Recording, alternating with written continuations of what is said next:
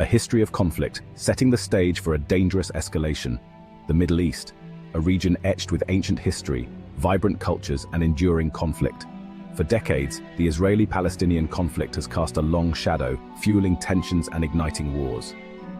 At the heart of this struggle lies the question of land, identity, and security, a complex web with no easy answers.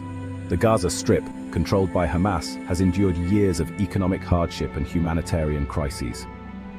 Periodic outbreaks of violence, marked by rocket fire from Gaza and Israeli airstrikes, have deepened the cycle of suffering.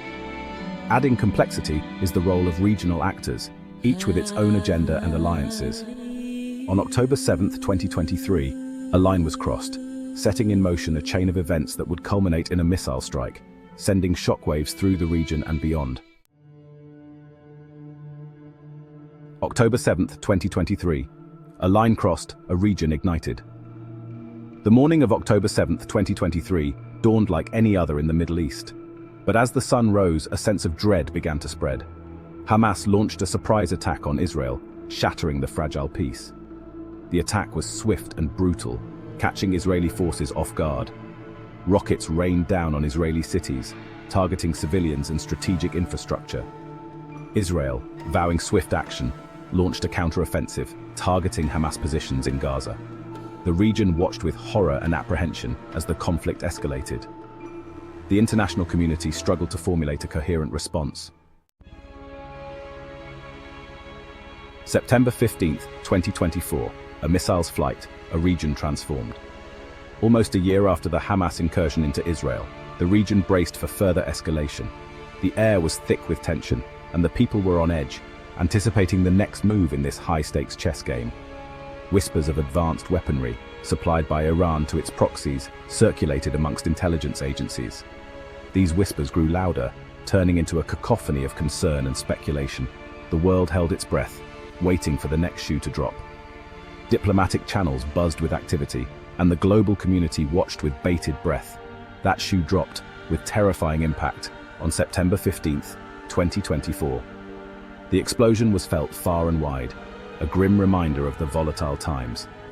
From the mountains of Yemen, a Houthi-controlled territory, a missile was launched. The launch was a bold statement, a declaration of capability and intent. This was a hypersonic weapon, capable of traveling at 5 times the speed of sound.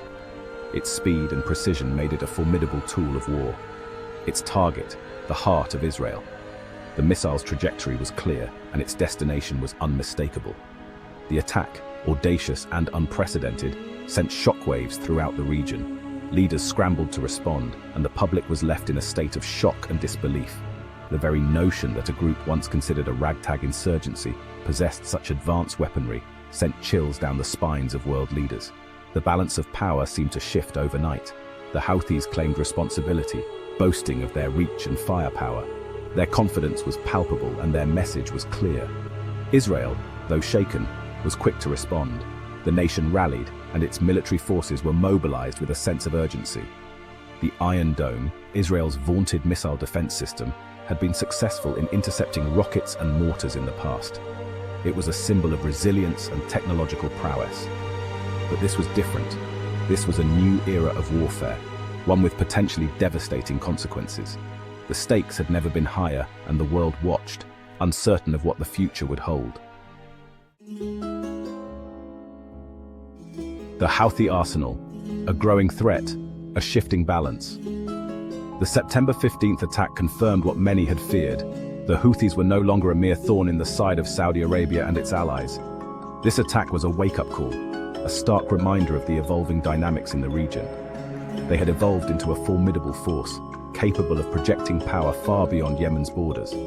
Their military prowess had grown exponentially, making them a significant player in the Middle Eastern theater. The question on everyone's mind was how. How did a group once considered a minor insurgency become such a powerful entity? The answer, most analysts agreed, lay in Tehran. Iran's strategic support had been a game-changer for the Houthis. Iran for years had been providing the Houthis with weapons, training, and logistical support. This alliance had transformed the Houthis into a well-equipped and well-trained force. But the hypersonic missile was in a different league altogether.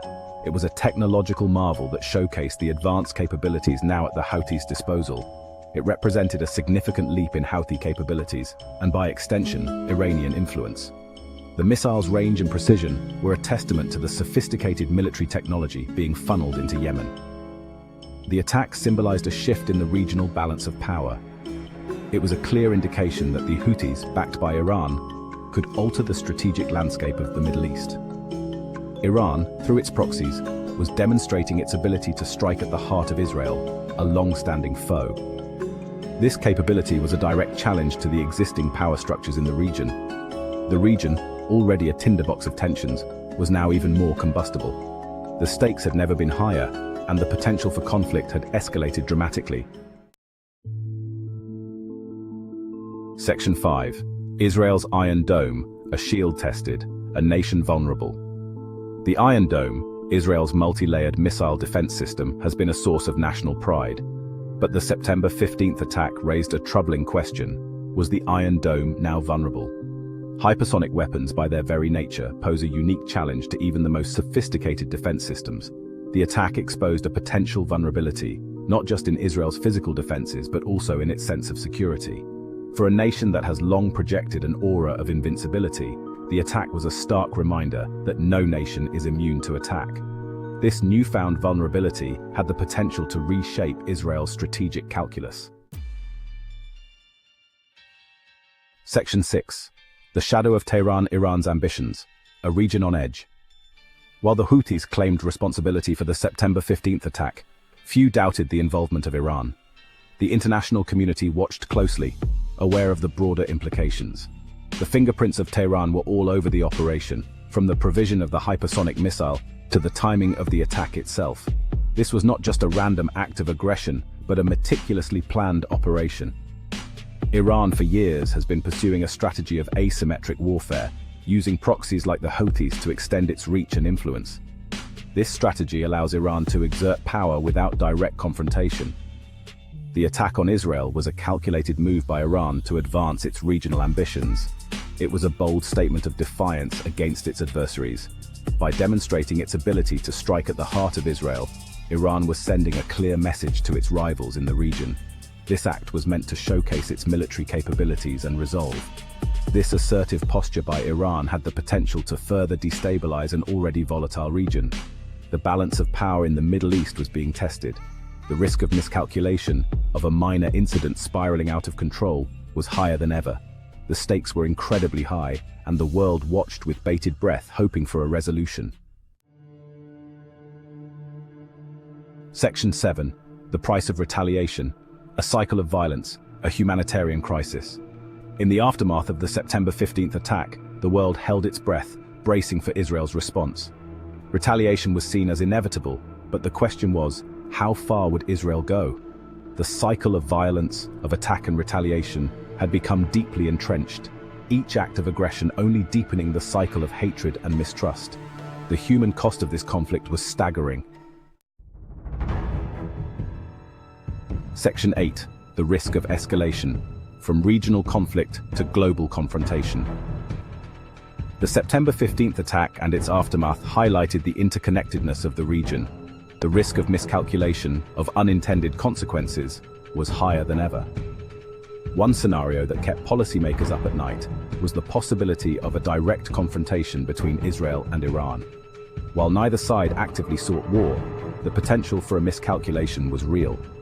The involvement of external actors, particularly the United States, added another layer of complexity. The stakes were incredibly high. Section 9. The urgency of diplomacy, a call for dialogue, a plea for peace. In the face of such daunting challenges, the only path forward was through diplomacy. The international community had a moral obligation to use all its leverage to de-escalate the situation and prevent further bloodshed. The first priority was to establish a ceasefire, to halt the violence and create space for dialogue. Dialogue, however difficult or unlikely it may seem, was the only way to break the cycle of violence. Section 10. Addressing the root causes, the path to lasting stability. While diplomacy was essential for ending the immediate crisis, it was equally important to address the underlying causes of the conflict. The Israeli-Palestinian conflict, The ongoing war in Yemen and the rivalry between Iran and Saudi Arabia were all interconnected. A lasting solution required addressing the legitimate grievances of all parties. A political solution, based on dialogue and compromise, was the only way to bring peace to this war-torn region. Section 11. A call to humanity, prioritizing aid, protecting the innocent. As the world grappled with the geopolitical implications of the September 15th attack, it was easy to lose sight of the human cost of the conflict. In Yemen, millions were on the brink of starvation, their lives hanging by a thread.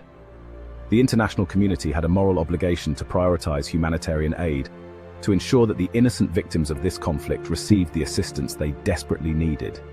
This meant providing food, water, shelter, and medical care to those displaced by the fighting.